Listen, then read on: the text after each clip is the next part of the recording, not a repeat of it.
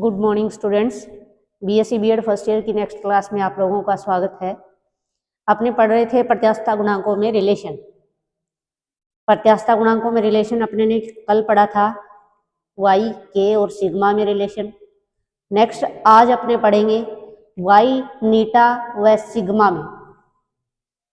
दूसरा है वाई नीटा व ऐसे लिख लें सिग्मा में संबंध।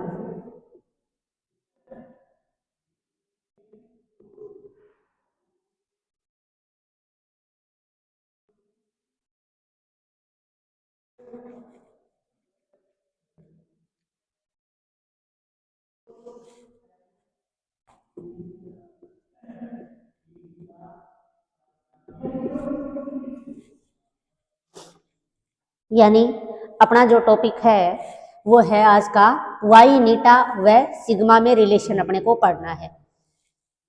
दोनों जो कल करवाया था वो भी इम्पोर्टेंट है और अभी जो अपने पढ़ेंगे ये भी इम्पोर्टेंट है, क्योंकि अगर अपने कल वाला रिलेशन अच्छे से समझ लिया और ये वाला समझ लिया तो नेक्स्ट जो दो पढ़ेंगे अपने और रिलेशन तो वो आप अच्छे से निकाल सकते हो एग्जाम में अगर पूछे जाते हैं तो, क्योंकि फर्स्ट और सेकंड में ही डेरिवेशन है। थर्ड और फोर्थ जो रिलेशन अपने निकालेंगे उसके अंदर फर्स्ट और सेकंड को ही काम में लेकर के अपने को निकालना है। तो आप लोगों को वाई के सिग्मा वाला और आज जो अपने पढ़ रहे हैं वाई नीटा और सिग्मा में जो रिलेशन है ये अच्छे से समझ में आने चाहिए कि भी इसको निकालेंगे अपने कैसे। इसके लिए देखो अपने ने एक घन लिया और घन का ले लिया अपने ने सामने वाला फलक। ये घन का सामने वाला फलक है।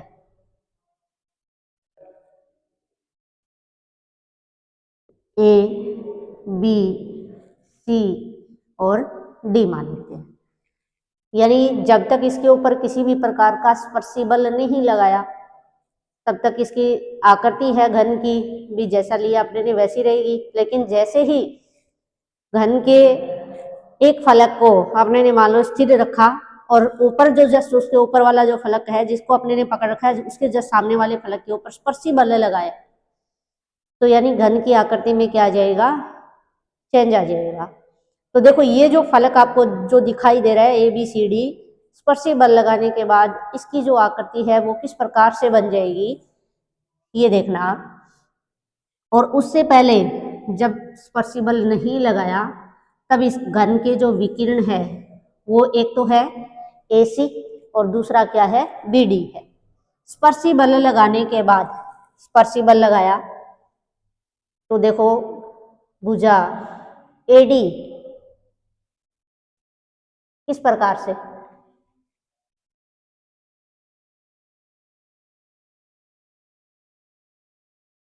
और BC है वो इस प्रकार से बन जाएगी।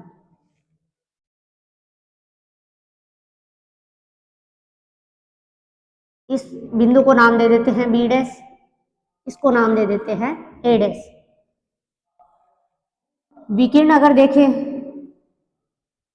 स्पर्शी बल लगाने के बाद तो ये बन जाएगा AC से A डैश C और BD जो विकिरण है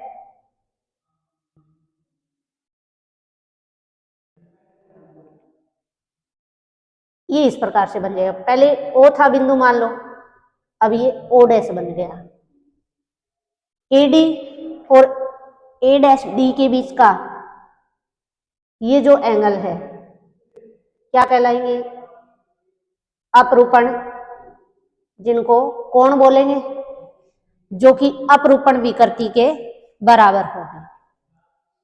इसकी जो लंबाई है अपने ले लेते हैं घन की भी, लंबाई चौड़ाई ऊंचाई सब बराबर होगी तो अपने ने ये मान लिया L लंबाई चौड़ाई और ऊंचाई स्मॉल l है। A से A डैश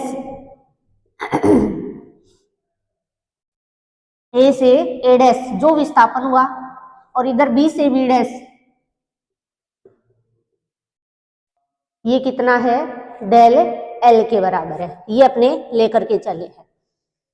तो देखो यहां अपने निकालेंगे अपरूपण गुणांक, और अपरूपण जो गुणांक का अगर आपने मान निकाले तो आपको पता होना चाहिए भाई अपरूपण गुणांक को अपने नीटा से लिखते हैं, और नीटा इक्वल टू फॉर्मूला क्या होता है, यानी क्या निकालना है, नीटा, और नीटा क्या है, अपरूपण गुणांक। अपरूपण गुणांक निकालेंगे तो फॉर्मूला होता है अपरूपण विकृति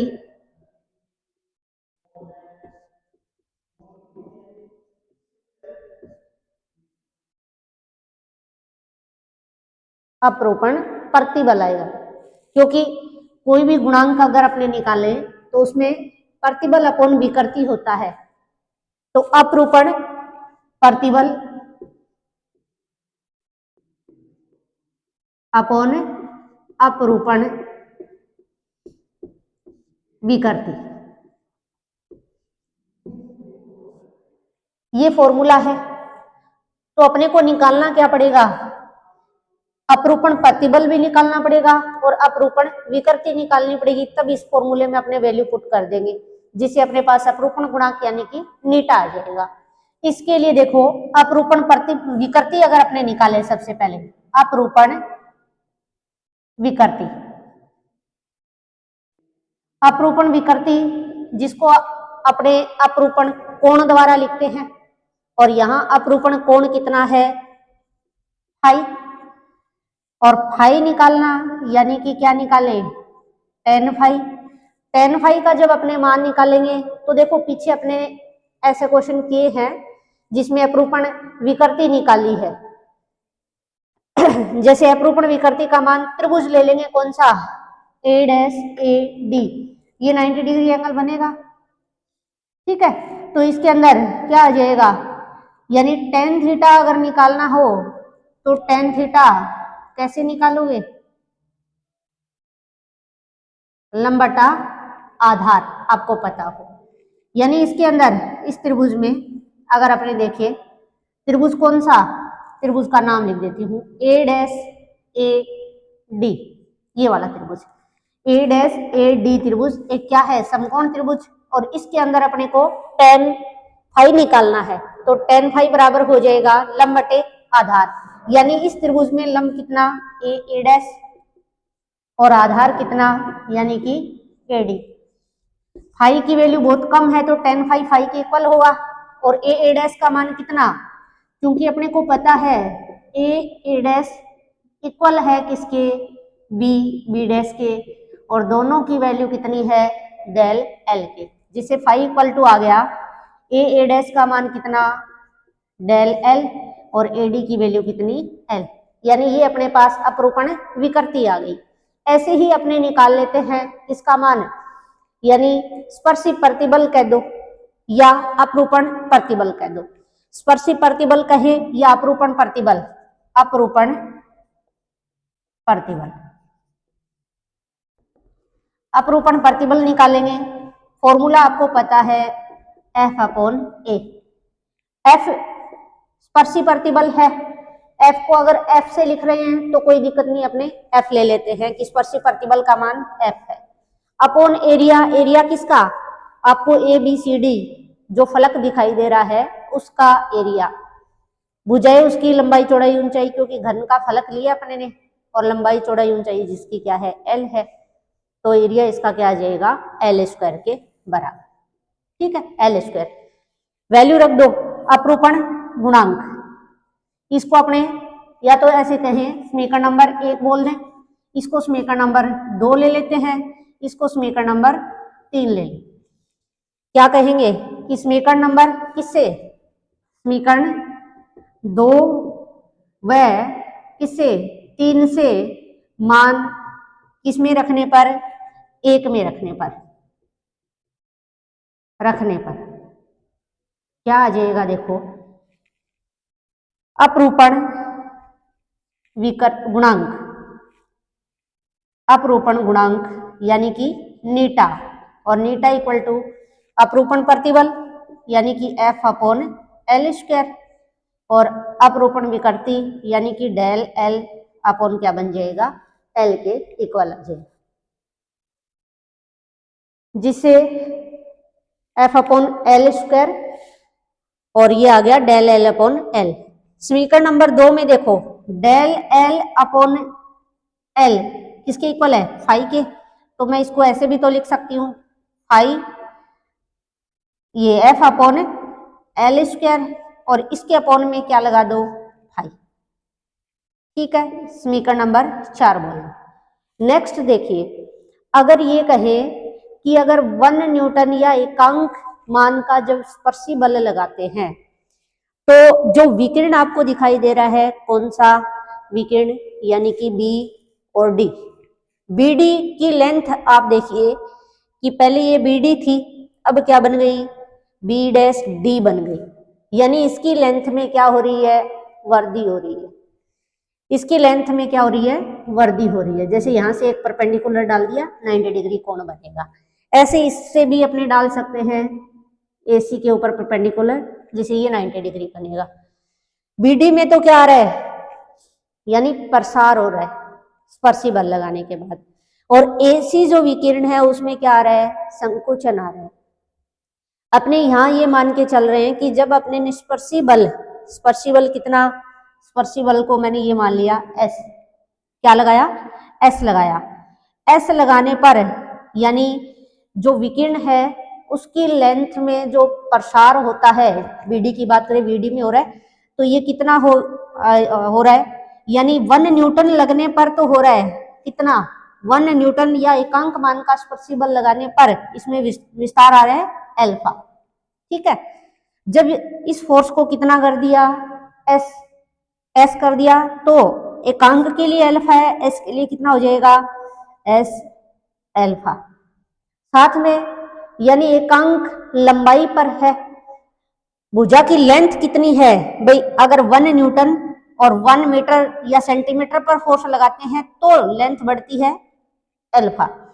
अगर 1 की जगह एस न्यूटन फोर्स ले लिया, स्पर्शी बल ले लिया, कितनी विकिरण की लेंथ यानी डीबी ले ली, तो उसकी लेंथ कितनी बढ़ेगी, यानी एस अल्फा इंटू क्या जाएगा, डीबी। ये बात वापस से सुनना, विकिरण बी डी है उसकी लंबाई में क्या आ रहा है, यानी उसकी लंबाई में ये कह दो कि वृद्धि हो रही है, यानी उसमें प्रसार हो रहा है। अब ये प्रसार कितना हो रहा है, जब 1 न्यूटन का स्पर्शी बल लगाते हैं एकांक लंबाई पर लगाते हैं तो उसमें वृद्धि मान के चल रहे हैं कितनी है, अल्फा। अगर अपने ने एस न्यूटन फोर्स या एस मान का कोई बल लगाया, एस स्पर्शी बल लगाया, जिससे उसकी जो लेंथ जितनी है, लेंथ कितनी, डीबी को अपने एक बार डीबी लिख दे, ठीक है, इसमें कितना प्रसार आएगा, S into alpha plus B D या डी बी कह सकते हैं, इतना इसके अंदर क्या जाएगा, प्रसार आएगा। दूसरा, स्पर्शी बल लगाने पर ये कह सकते हैं, क्या लगाने पर, स्पर्शी बल लगाने पर किसमें, विकर्ण यानी बी डी में प्रसार कितना, एस स्पर्शी बल लगाने पर, एस मान ले तो ये होगा alpha S into dB. AC विकिरण आप लोगों को दिखाई दे रहा है, एसी में क्या हो रहा है, संकुचन आ रहा है। एसी और बीडी आपस में क्या है, परपेंडिकुलर है। तो देखो ये अपने ने पढ़ा है कि ये जो इसमें एसी में संकुचन आएगा वो अपने लंबवत यानी किसमें, बीडी विकिरण के अंदर क्या उत्पन्न करेगा, प्रसार उत्पन्न करेगा। जितना इसके अंदर क्या आएगा, संकुचन आएगा, उतना ही ये अपने लंबवत वाले विकिरण के अंदर क्या कर देगा, प्रसार उत्पन्न कर देगा। सेम वही बातें अपने मान लें कि भी देखो स्पर्शी बल लगाया कितना, एस, किसके ऊपर, विकिरण कौन सा, एसी, एसी पर ले रहे हैं। एसी की लेंथ कितनी है, यानी एसी को एसी रख लेंगे अपने, जिससे उसमें क्या होगा, AC में क्या आएगा, संकुचन होगा। ठीक है, इस संकुचन का मान कितना, S, और 1 न्यूटन फोर्स लगाने पर, 1 मीटर या सेंटीमीटर लंबाई पर लगाने पर संकुचन जो आता है वो मान के चल रहे हैं कितना आता है, बीटा। 1 न्यूटन की जगह S है, 1 मीटर की जगह AC है, 1 के लिए तो बीटा है, लेकिन AC लंबाई और S स्पर्शिबल के लिए इसका मान कितना हो जाएगा, S बीटा इंटू ये कह सकते हैं AC। लेकिन ये AC में तो संकुचन उत्पन्न करेगा, लेकिन इसके लंबवत वाला BD जो विकिरण है उसके अंदर इसके संकुचन के कारण उसमें क्या आएगा, प्रसार आएगा। कितना कितना हो जाएगा भाई, इसमें संकुचन के कारण BD के अंदर क्या होगा, प्रसार होगा, जिसका मान कितना, यानी जिसका मान हो जाएगा बीटा S इंटू DV। ठीक है, तो ये चीज थोड़ा सा यहाँ पे समझना, ये चीज लिखने की आपको जरूरत नहीं है, आपको बस ये कि S स्पर्शिबल लगाने पर BD विकिरण है उसके अंदर प्रसार आएगा, जिसका मान कितना है, अल्फा S BD। दूसरा, AC में संकुचन, AC में संकुचन के कारण विकिरण BD में प्रसार, यानी ये भी इसमें प्रसार उत्पन्न करेगा, जिसकी वैल्यू कितनी, बीटा S इंटू DB। कुल अगर देखें कि टोटल BD में कुल प्रसार कितना, तो ऐड कर दे दोनों को, S अल्फा, ऐसे लिख दूं, S कॉमन आ रहा है दोनों में, अल्फा प्लस बीटा और S DB, ऐसे लिख सकते हैं अपने। अगर BD या DB का मान निकालोगे तो कैसे निकालोगे, आपको पता है L लेंथ है, ये L है, ये भी L है, तो अपने ये जो BD विकिरण की अगर बात करें तो L रूट कितना हो जाएगा, 2। यहां अगर मैं वैल्यू रख दूं तो ये बन जाएगी, S को पहले लिख देती हूं, इधर आ गया अल्फा प्लस बीटा और L रूट 2, ये क्या है, यानी विकिरण BD के अंदर कुल कितना प्रसार आएगा वो निकाल लिया। नेक्स्ट देखो, एक आपने ये जो डायग्राम देख रहे हो बोर्ड के ऊपर, इस डायग्राम के अंदर देखना BD विकिरण दिखाई दे रहा है, और B से जब ये B डैश बन गया वो भी दिखाई दे रहा है। अगर इसमें अपने देखें कि प्रसार कितना हुआ, तो प्रसार यहाँ ये दिखाई दे रहा है अपने को, इसको मैं कोई एक नया नाम दे देती हूँ, मान लो N, मान लो इसको NB डैश, ये इसमें क्या आ रहा है, प्रसार आ रहा है। एक अपने इसके अनुसार निकाल लेते हैं, यानी इस त्रिभुज के अनुसार निकाल ले कि NB डैश का मान कितना है, ये भी तो क्या बताएगा, BD विकिरण के अंदर प्रसार को बताएगा। तो अपने क्या निकालते हैं, इस त्रिभुज से, कौन से त्रिभुज से, यानी त्रिभुज BNB डैश, क्योंकि N पर बनने वाला ये जो कोण है वो समकोण है, और ये कितना है, यानी 45 के बराबर है। तो देखो त्रिभुज BNB डैश से अपने क्या निकालते हैं, विकिरण BD में प्रसार, BD में प्रसार कितना, NB डैश, ये है, इसलिए त्रिभुज अपने ने ये लिया, और इस त्रिभुज में लगाइए cos 45, यानी cos थीटा निकाल लो। इस त्रिभुज की अगर बात करें तो इसमें लंब देखो, आधार देखो और कर्ण देखो कौन सा है, यानी NB डैश, ये तो क्या बन जाएगा, आधार, और BN क्या बन जाएगा, परपेंडिकुलर हो जाएगा, कर्ण हो जाएगा BB डैश। ठीक है, कोस थीटा जब निकालते हो तो क्या फॉर्मूला, आधार बटे कर्ण, यानी कोस थीटा निकाल रहे हैं तो देखो कोस थीटा इक्वल टू क्या, आधार बटे क्या आ जाएगा, कर्ण। इस फॉर्मूले से आप निकालें। आधार इसमें एन बी डैश, कोई नहीं, वैल्यू रख देते हैं। एक बार भुजा का नाम, कर्ण कौन सा, बी, बी डैश, ठीक है। cos 45 कितना, 1/√2। एन बी डैश अपने को निकालना है क्योंकि इसमें प्रसार कितना हुआ बीडी में, वो एन बी डैश है, ये एन बी डैश अपने को चाहिए। एन बी डैश को एन बी डैश रहने दो। बी बी डैश की वैल्यू, अगर ए डैश डेल एल तो बी बी डैश भी तो डेल एल ही है, यानी कि del L. N B dash निकाल लेते हैं, ये आ गया डेल एल अपॉन किसके, √2 के। समीकरण नंबर इसको दे देती हूँ 6 नंबर इक्वेशन, यानी अपने पास वैल्यू आ गई किसकी, एन बी डैश की। एन बी डैश का मान है डेल एल अपॉन √2। समीकरण नंबर 5 बीडी में प्रसार बता रहा है, और समीकरण नंबर 6 ये भी तो विकिरण बीडी में प्रसार को बता रहा है, तो दोनों बातें भी बराबर होनी चाहिए। बराबर होनी चाहिए तो अपने लिख देते हैं समीकरण 5 बराबर किसके, 6 के, जिसे वैल्यू आ जाएगी एस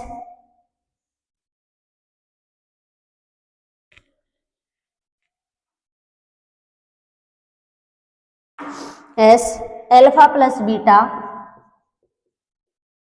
साथ में L√2, ठीक है, बराबर होगा किसके, डेल एल अपॉन √2 के।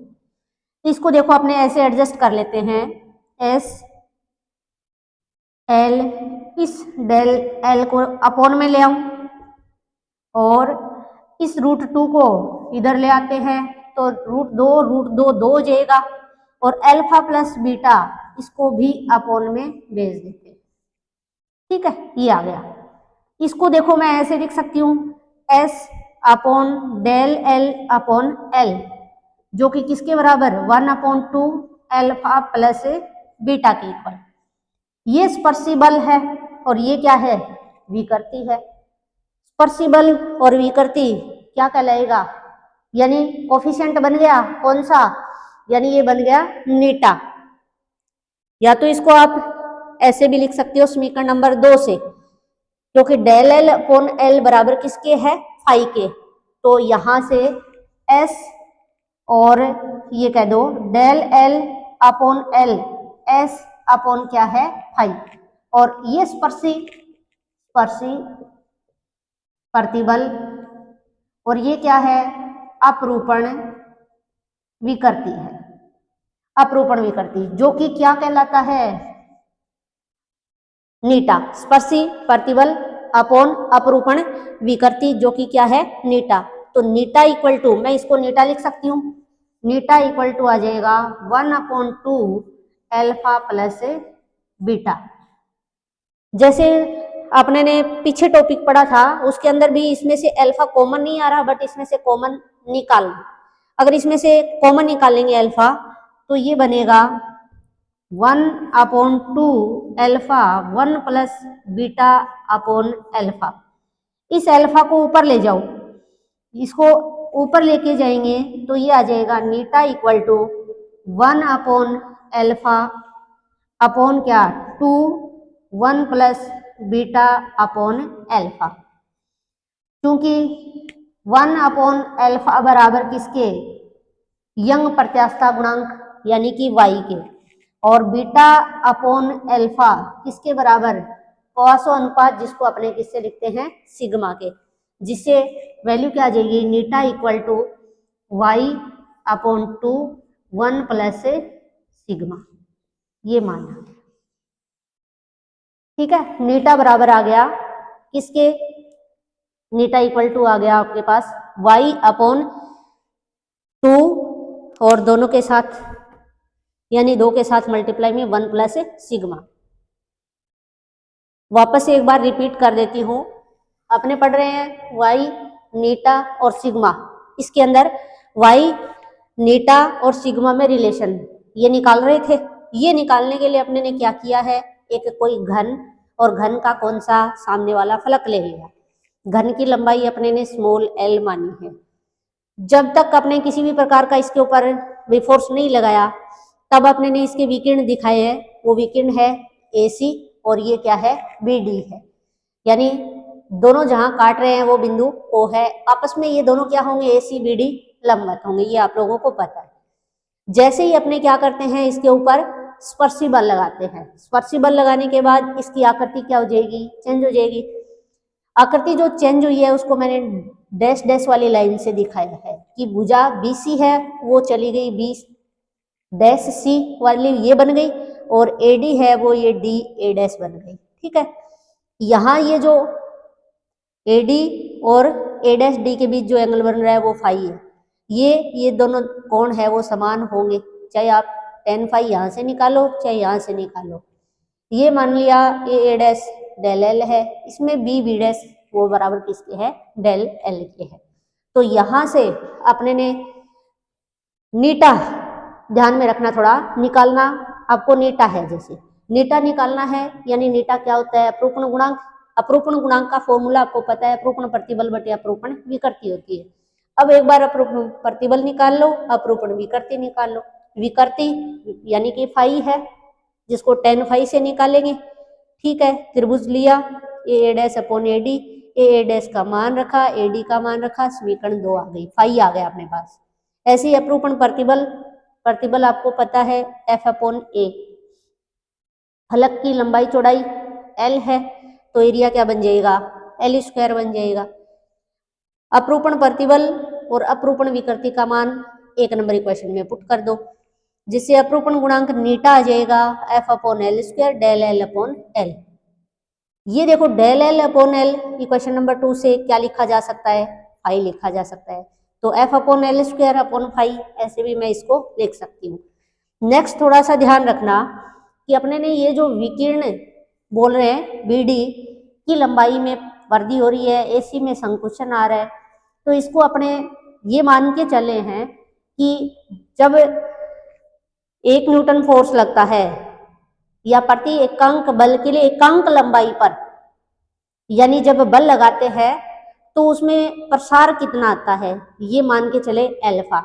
जब लेंथ उसकी BD है और उसके ऊपर जो अपने ने स्पर्शी बल लगाया वो S है, तो उसमें देखो प्रसार कितना बन जाएगा, ये बन जाएगा अल्फा, प्रति एकांक लंबाई के लिए था, S के लिए S इंटू अल्फा, प्रति एकांक लंबाई और प्रति एकांक बल के लिए था, तो अपने ने एकांक की जगह S लिया है और एकांक लंबाई की जगह BD लेंथ ली है, तो आपने इसको मल्टीप्लाई करके ऐसे लिख दिया।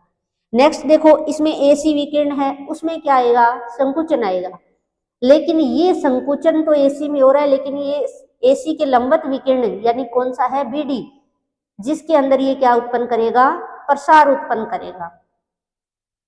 अब प्रसार कितना उत्पन्न करेगा, पहले तो ये देखो कि AC में संकुचन कितना लिया अपने ने, वही 1 न्यूटन फोर्स के लिए 1 मीटर के लिए संकुचन विकृति यानी बीटा मान के चलो, S के लिए S हो जाएगा।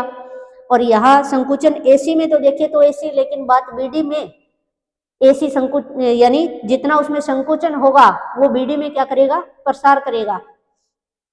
तो BD में प्रसार कितना हो जाएगा, बीटा S DB के बराबर। टोटल प्रसार, ठीक है, दोनों को ऐड कर देते हैं, वैल्यू रखी, कॉमन आ रहा था उसको कॉमन निकाल लिया, समीकरण नंबर 5 आ गई। एक तो इससे अपने ने BD में प्रसार कितना हुआ वो निकाला, दूसरा अपने इस त्रिभुज से निकालते हैं कि आपको दिखाई दे रहा है DB और अब बन गई DB डैश। मैंने B से ये जो BD है उस B डैश D है उसके ऊपर एक परपेंडिकुलर डाल दिया, यानी क्या, BN। भुजा BD में प्रसार हुआ वो कितना, NB डैश, मतलब एक अपने इससे निकाल लेते हैं त्रिभुज से कि NB डैश कितनी है। जो NB डैश अपने पास एक तो ये आ जाएगा और एक ये हो जाएगा, दोनों मान बराबर कर देंगे।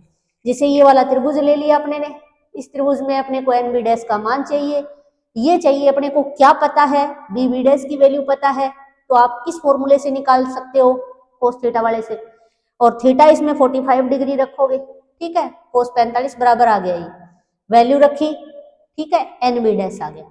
इक्वेशन नंबर 6 और 5th इक्वेशन है उसको आप क्या कर दो, बराबर कर दो, क्योंकि दोनों ही प्रसार बता रहे हैं BD में, तो दोनों मान बराबर होने चाहिए।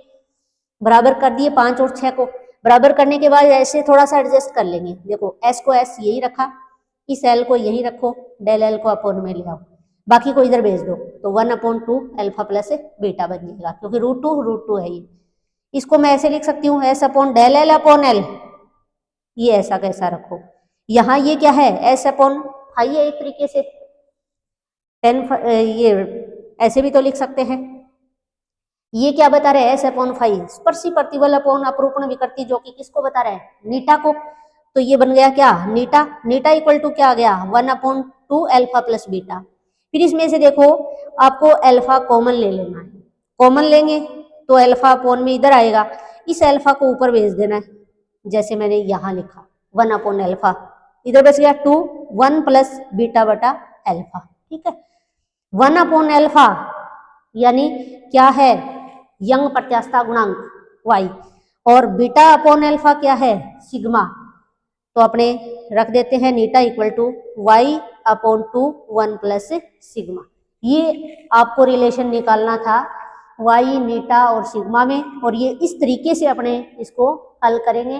तो आप एक बार इसको और रिवाइज कर लेना, नहीं समझ आया तो एक बार और पढ़ोगे अच्छे से समझ आ जाए, और इसको निकालने का तरीका आप लोगों को आना चाहिए, क्योंकि एग्जाम में क्वेश्चन पूछा जाएगा, इम्पोर्टेंट है, यानी इम्पोर्टेंट क्वेश्चन है, इसलिए आप इसको याद भी कर लेना कि कैसे आपको इसको हल करना है। आज की क्लास के अंदर अपने इतना ही पढ़ेंगे। Thank you.